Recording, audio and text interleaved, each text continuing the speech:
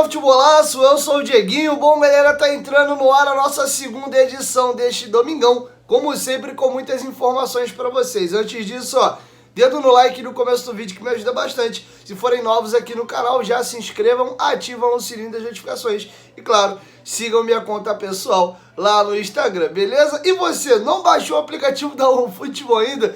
Cara, você não sabe o que tá perdendo. É um dos aplicativos de futebol mais baixados do mundo. Ele é 100% gratuito e você ainda pode personalizar o aplicativo com o seu clube do coração. Você vai lá, marca o Vascão e aí toda a notícia dos gigantes da colina, o aplicativo manda a notificação na tela do seu celular. Além disso, você pode assistir ao vivo e de graça jogos do Campeonato Alemão. O Borussia Dortmund acabou de tomar a ponta do alemão, um ponto à frente do Bayern, faltando 9 rodadas. Tu pode assistir de graça essa reta final. Além de acesso a tabela de campeonato, artilharia, notícias do futebol brasileiro, europeu e sul-americano e por aí vai. Baixa o OneFootball. O OneFootball é parceiro do canal Futebolaço. O link tá aqui, ó, na descrição do vídeo, no primeiro comentário fixado. E como eu sempre digo, baixa o OneFootball, consegue mais ver sem não, beleza? Bom, vamos agora falar de Vasco da Gama e Palmeiras. Muita coisa importante pra gente discutir nesse vídeo. Primeiro, vamos falar do comando técnico. Tanto Abel Ferreira como Maurício Barbieri foram expulsos na partida de estreia do Brasileirão. Barbieri contra o Atlético Mineiro, o Abel Ferreira contra o Cuiabá no Allianz. Então, ambos não estarão à beira do gramado. Da parte do Vasco, quem comanda o time é o auxiliar do Maurício Barbieri, Maldonado. Não, se estava pensando que era o Emílio Faro, não é. É o auxiliar do Barbieri que vai comandar. Maldonado, que vocês devem lembrar, galera que tem aí 30 anos, 28, 29, não é? Não tem 15 para baixo. Lembra do Maldonado? Maldonado foi um segundo volante, teve uma carreira incrível, revelado no Colo-Colo aqui no Brasil.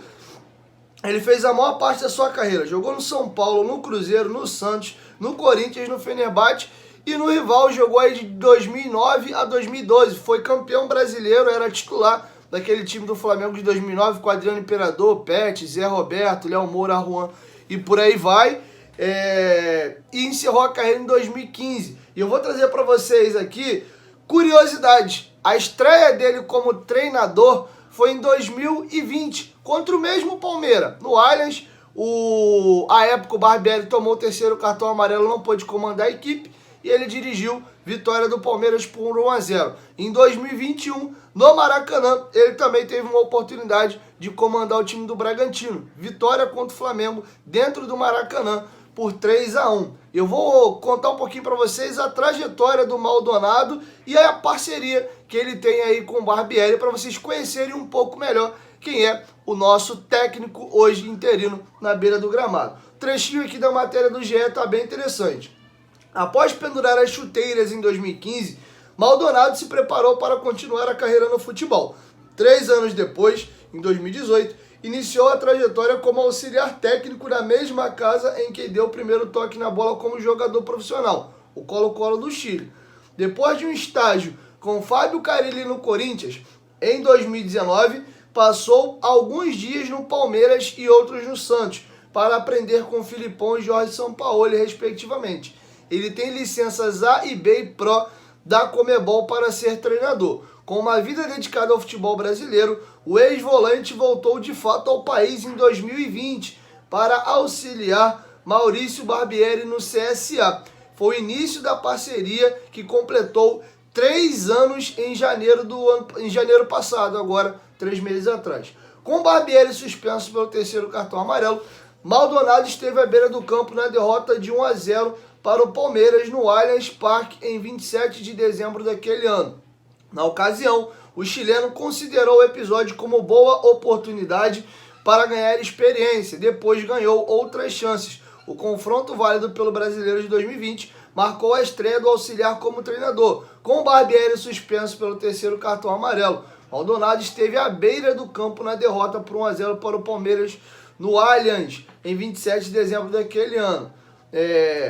E aí depois, no ano seguinte, tem essa vitória que eu mencionei para vocês aí, contra a equipe do Flamengo. Para finalizar, em 31 de julho de 21, Com o Maldonado à beira do campo, o Bragantino venceu o Grêmio por 1-0 pelo Campeonato Brasileiro. Barbieri havia sido expulso na rodada anterior e pegou punição de 2 jogos fora. Assim, o chileno também comandou o time no empate com o Sport. Então, o retrospecto dele é vitórias contra Flamengo e Grêmio, derrota para o Palmeiras e empate contra o Sport. 4 jogos, 2 vitórias, um empate e uma derrota.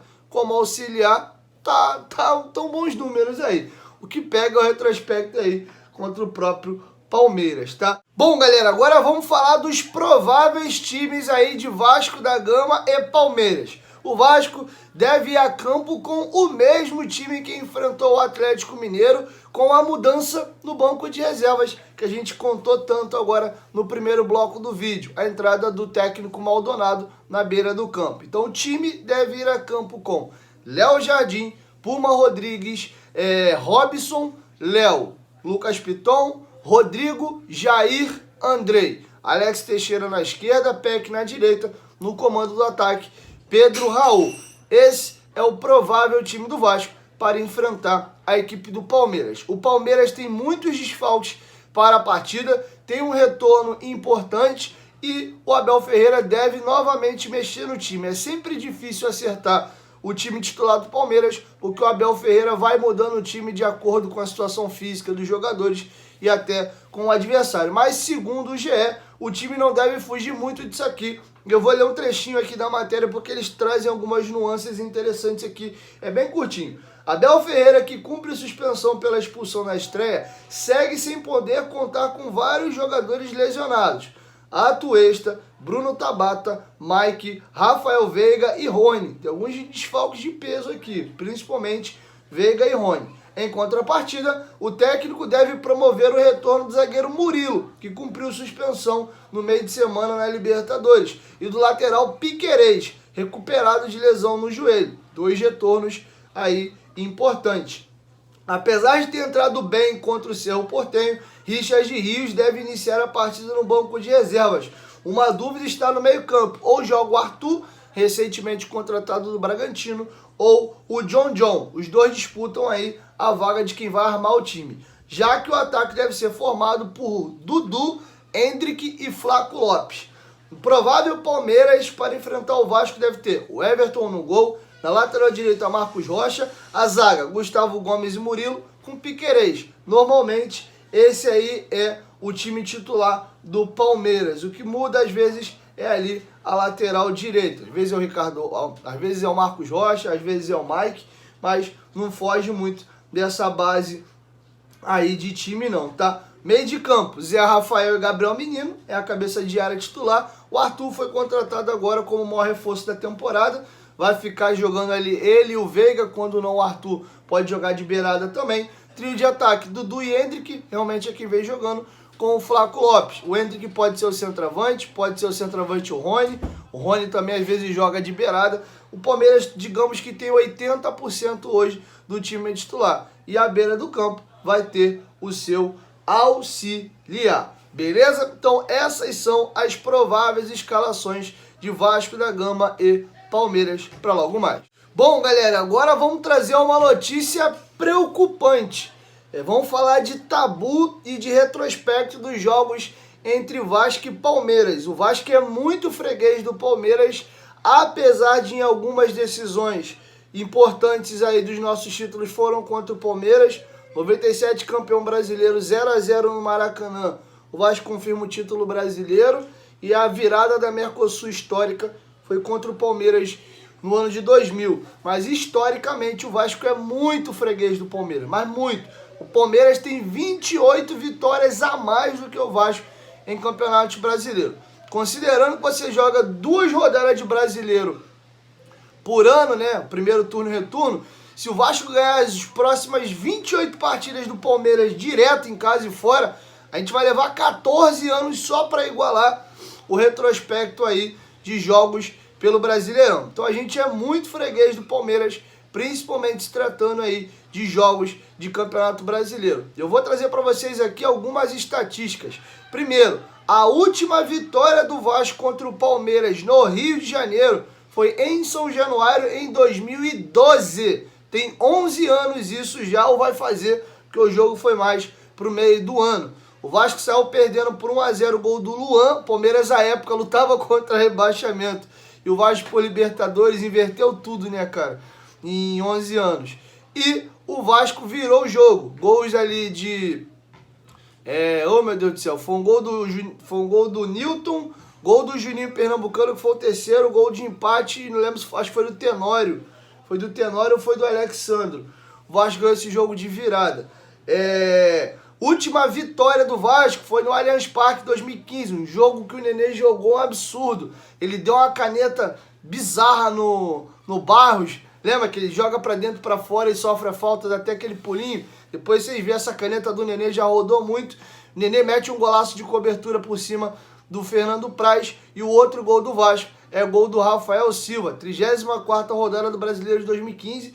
O Vasco naquela arrancada fulminante e por muito pouquinho não escapou do rebaixamento. Desde então, desde 2015, tiveram mais 8 jogos, 5 vitórias do Palmeiras e 3 empates. Desde 2015, ou seja, há 8 anos, vai fazer esse ano, que o Vasco não sabe o que é ganhar um mísero jogo do Palmeiras. O jogo hoje é no Maracanã e o Vasco não ganha do Palmeiras no Maracanã desde 1971. Foi a última vez que Vasco e Palmeiras se enfrentaram no Maracanã com vitória do Vasco. Depois disso, tiveram outros 6 jogos, 3 vitórias do Palmeiras e 3 empates. Inclusive, o emblemático é aquele 0-0 Vasco e Palmeiras de 97, que é o jogo do título brasileiro do Vasco daquela temporada. E mesmo com o time campeão brasileiro, o Vasco não conseguiu derrotar o Palmeiras. Com o Edmundo em grande fase, 29 gols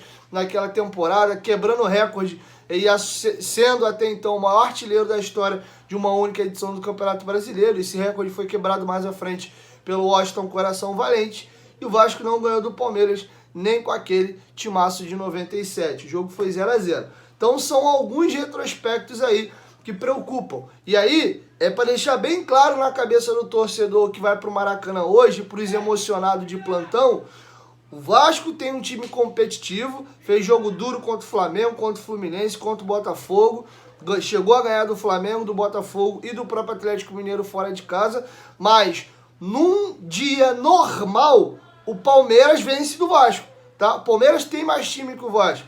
Hoje o Palmeiras vir aqui ganhar do Vasco é um resultado super normal. Um empate, idem, tá? E uma vitória é para ser muito comemorada.